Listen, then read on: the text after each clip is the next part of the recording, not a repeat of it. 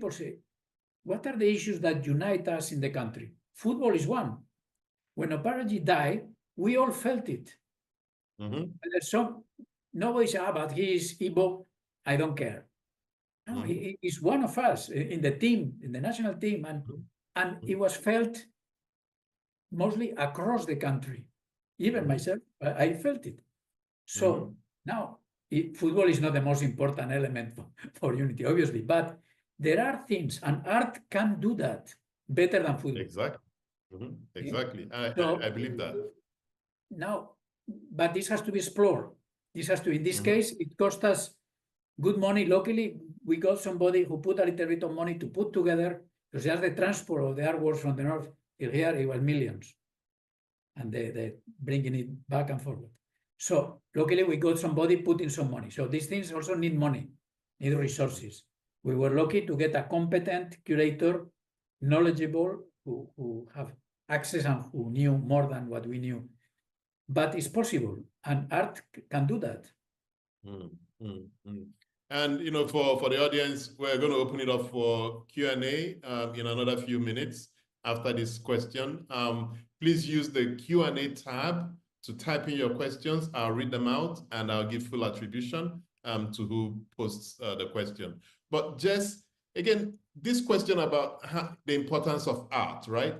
If, for instance, the government, because it's the government that typically does stuff like this, bans art for like a decade in Nigeria, what could happen?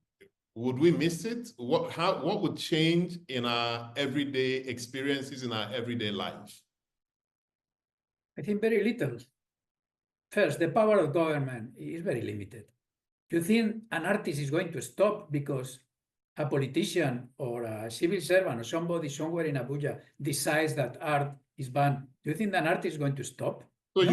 you can't sell, you can't exhibit, you can't visit any museums, you can't go to any galleries. We will have other avenues. We will do public art. Let's see what Jalili Atiku is doing of performances. Say music.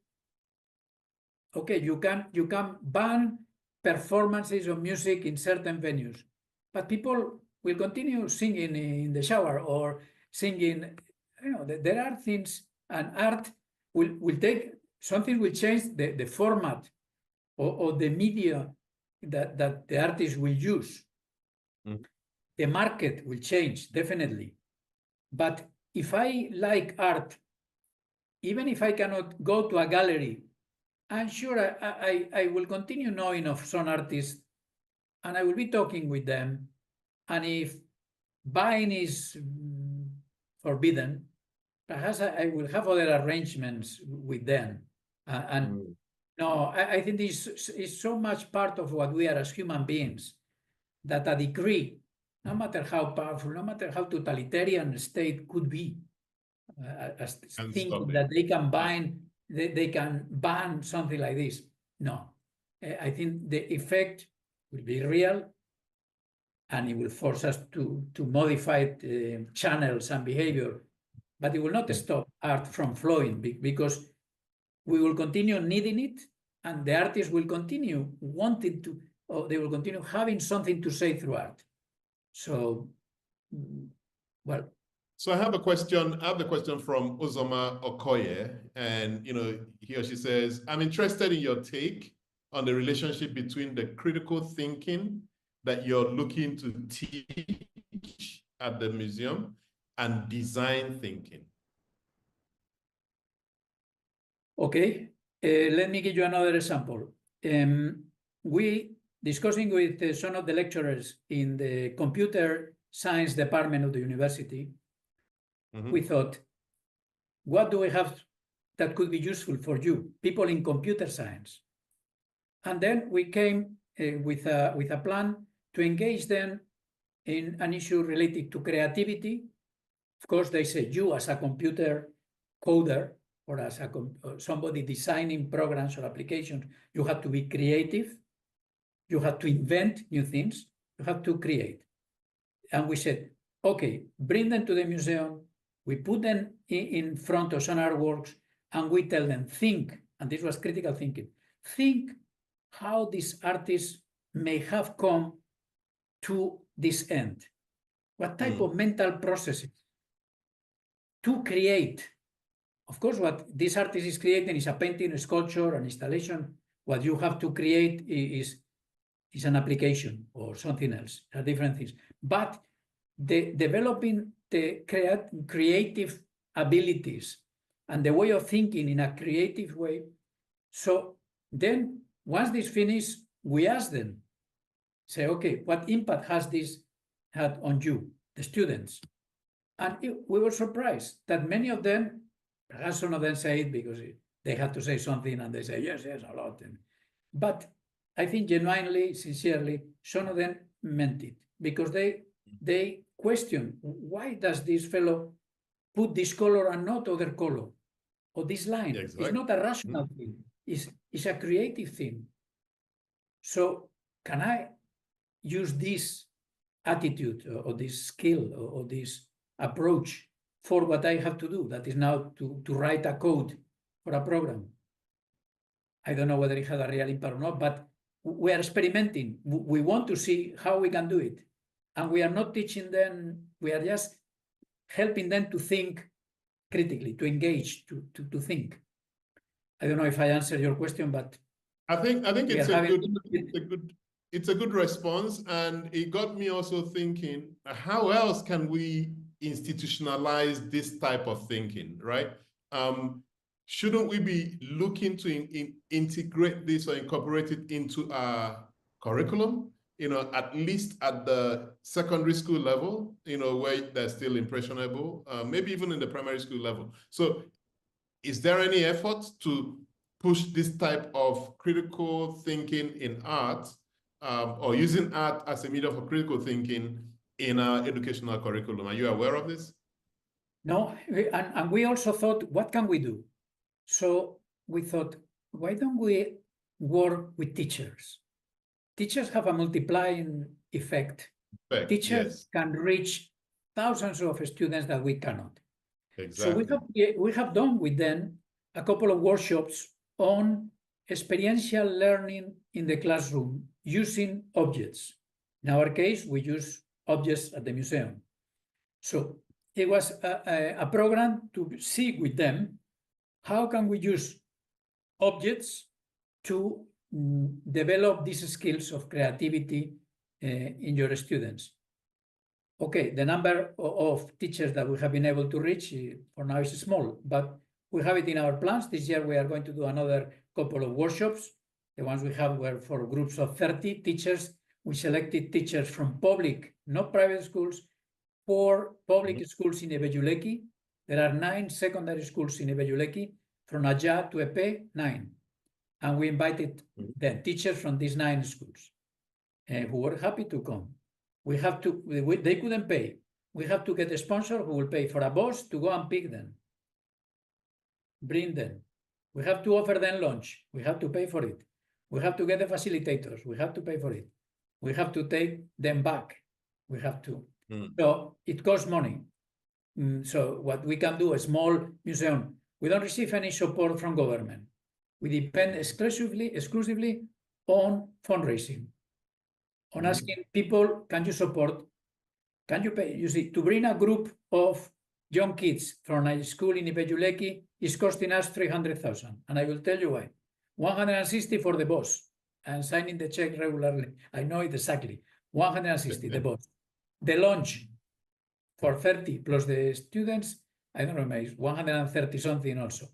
We are already in 260 something. And then materials and all that is costing us 300,000 for a group of 25 kids for one day. 300,000. Luckily, we have found people who say, I'm not a rich man or woman, but I think I can afford 300,000. So you can bring one group of kids from one of these schools in the Ebeyuleki. And we have been doing it. Okay, anyway. No, great program. But I think I've got an idea for you, and it was suggested by one of our participants today, Chinelo Chikelo. And she said, have you thought of doing this online? Have you thought of using online workshops, to train non-academic public users and, culture journalists. She said a good example is the object learning workshops you mentioned, as well as curating workshops, and then one other question, do you have residencies for research work in the field of arts? So use of online, yeah. The first question, yes, we have done a few things, but since we are now very much focused on object-based learning, we want experiential learning, the experience. I don't know if you have done it, but if one day you come to the museum and I am around, and if I am not, you tell me and I will tell somebody, to allow you to hold a Benin bronze in your hands. You take the Benin bronze, a Benin bronze, everybody is talking, the Benin, you hold it. It's cold because it's metal. It's heavier than you expect. It's hollow. It has a patina that it has a texture that when you this is something that you will never get by attending an online seminar. Let's say on a painting, the brush strokes, the transparency of the pigment, the thickness of the pigment, and sculpture in wood. Wood is you need to experience it fully. You have to experience it fully, and this unfortunately now for training programs we run training programs online, but for some other things no, it is limited. Then the second question was residency. Do you have a residency for? No, though now we don't have at the moment because we don't have a studio for artists to, but we are in the process. We have already, well, I say we, but I, as an architect, I have designed an extension to the museum with a studio. We hope to start building it this year. We are now in the process of getting the money.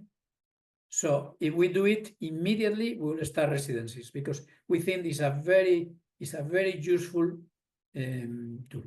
What we want to do perhaps before then is to start with residencies that do not require physical space. Let's see, we have an art historian doing research on the collection, or provided that historian has a desk and a computer and electricity, I think, and access to databases, and it could be enough. But one more question, Chinelo. She says, how can a non-trained person who loves art and is inclined to art curation and art process as a means of impact and intervention in communities start? So she's non-trained, she wants to start. How can she start this process? Where can she get trained, etc.? Training obviously is important, but I will start by doing. Say, when we started the museum, I have no idea. I was an architect.